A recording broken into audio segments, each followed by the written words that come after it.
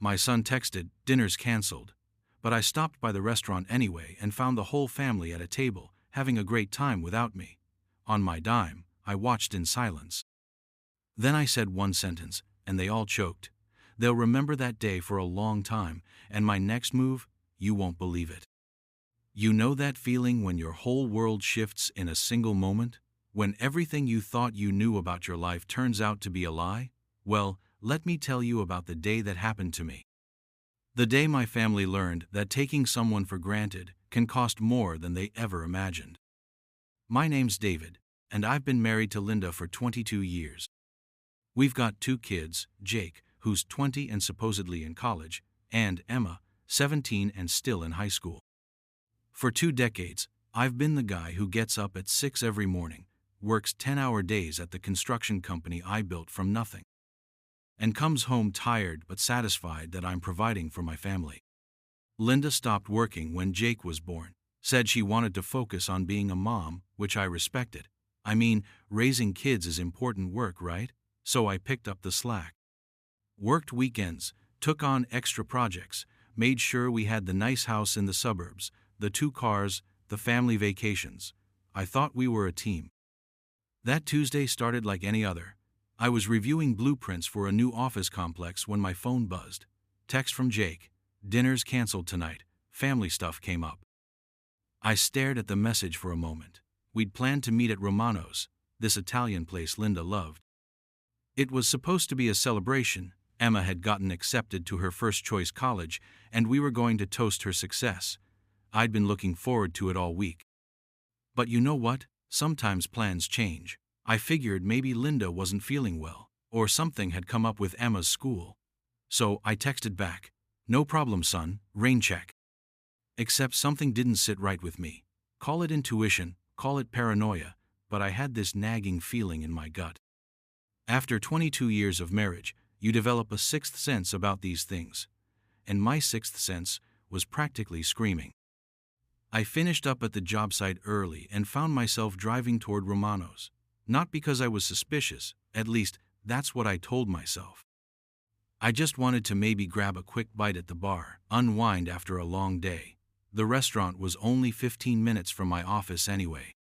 Romano's sits on the corner of 5th and Main, with these big floor-to-ceiling windows that give you a perfect view of the dining room from the street. I was looking for a parking spot when I saw them.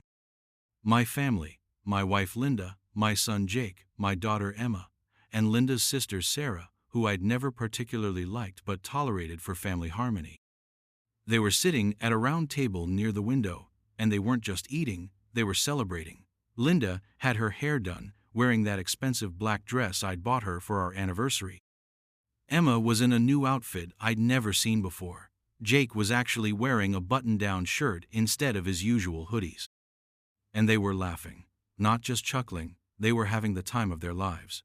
Linda threw her head back at something Sarah said, that genuine belly laugh she used to give me back when we were dating. Emma was animated, gesturing wildly as she told some story. Even Jake, who barely grunted at me most days, was grinning and engaged. I sat in my truck for a full 5 minutes, watching them through that window like I was looking at strangers, because that's how it felt. Like I was watching people I didn't know having the kind of fun my family never seemed to have when I was around. The waiter brought out what looked like appetizers, expensive ones, from the size of the plates. Then came the wine, not the house red we usually ordered when money was tight. This looked like the good stuff, the bottles that cost $60 a pop. Sarah raised her glass in a toast, and they all clinked glasses like they were celebrating something major. My phone was silent. No text explaining the change of plans. No, "wish you were here" message. Nothing. That's when it hit me. This wasn't some last-minute family emergency. This was planned. They deliberately excluded me from what was supposed to be our family celebration. Emma's college acceptance, the one I was working extra hours to pay for, they were toasting it without the guy footing the bill. I felt something cold settle in my chest. Not anger yet. That would come later. This was something else. Disappointment so deep, it felt like drowning. I could have driven away. Should have, probably. Gone home, waited for them to come back with some story about where they'd been. Pretended to believe whatever lie they'd cooked up. But 22 years of being taken for granted had finally reached its limit. I walked into Romano's. The hostess recognized me. We'd been coming here for years. "Oh, Mr. Peterson, are you joining your family? They're right over there by the window." "I see them," I said quietly. The walk across that dining room felt like a mile. Other customers glanced up as I passed, probably wondering why I looked like I was heading to a funeral instead of a family dinner. My footsteps seemed too loud on the hardwood floor. Linda saw me first. Her wineglass froze halfway to her lips, and her face went pale. Then Jake looked up and actually jumped in his seat. Emma's animated storytelling died mid-sentence when she followed their stares. Sarah, who'd had her back to me, turned around with a confused smile that evaporated the second she saw my expression. "David," Linda's voice was too bright, too forced. "What a surprise. We were just." I pulled out the empty chair at their table, the one they hadn't bothered to remove even though I supposedly wasn't invited, and sat down slowly. The silence stretched between us like a rubber band about to snap. The waiter appeared at my elbow. "Can I get you something to drink, sir?" I looked at my family, my wife avoiding eye contact, my son staring at his plate, my daughter fidgeting with her napkin. Then I looked at the spread on the table. Calamari appetizer, shrimp cocktail, a bottle of wine that cost more than most people spend on groceries in a week. "Actually," I said, loud enough for the neighboring tables to hear, "I hope you're all enjoying your last meal on my credit card." Jake choked on his water. Emma's face went white. Linda dropped her fork, and it clattered against her plate loud enough to make the couple at the next table look over. Sarah tried to salvage the situation. "David, we can explain." "Can you?" I pulled out my phone, never breaking eye contact with Linda. "Because from where I'm sitting, it looks like my family decided to celebrate my daughter's college acceptance, the one I'm paying for, without bothering to invite the guy who's been working 60-hour weeks to afford it." "Dad, it's not what you think," Emma whispered. "Really?" "Because what I think is that I got a text saying dinner was canceled due to family stuff. And then I find my family having the time of their lives at the exact restaurant where we were supposed to meet. Without me, on my dime. I dialed my credit card company. Right there at the table, with all of them watching. "Yes, this is David Peterson. I need to report my cards as compromised. Someone's been using them without authorization. Yes, I'll hold." "David, you can't be serious," Linda hissed. 22 years, Linda. 22 years I've worked my tail off so you could have your nice life, so the kids could have everything they wanted. And this is how you show appreciation? By lying to me so you can have fun without the boring old dad around. The hold music stopped. "Yes, I'm here. I need all cards ending in 4721 canceled immediately. Yes, I'm sure." Jake found his voice. "Dad, come on. We were going to invite you, but..." "But what? But I might ruin your good time? But I might actually expect to be treated like part of this family instead of just the guy who pays the bills." I stood up, leaving my phone on the table so they could hear the customer service representative confirming the card cancellation. "The bill for this little celebration is about $200, I said, my voice calm as glass. "You four figure out how to pay it. I'm sure between all of you, you can come up with the money. After all, you've been spending mine freely enough." Linda scrambled for her purse. "David, please, I don't have that kind of cash on me." "That's not my problem anymore." I picked up my phone, thanked the customer service representative, and walked toward the exit. Behind me, I could hear frantic whispers, chairs scraping, someone asking the waiter to wait on the bill. I didn't look back. The next 3 days were interesting. My phone rang constantly. Linda, Jake, Emma, even Sarah trying to explain, apologize, make excuses. I let them all go to voicemail.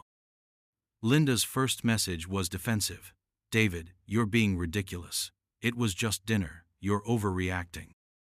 By the third day, the tone had changed. "Please call me back. We need to talk. I'm sorry, okay? We're all sorry." But sorry doesn't undo 22 years of being taken for granted. Sorry doesn't erase the image of my family laughing and celebrating without me like I was some burden they were relieved to escape. I'd already moved the important stuff.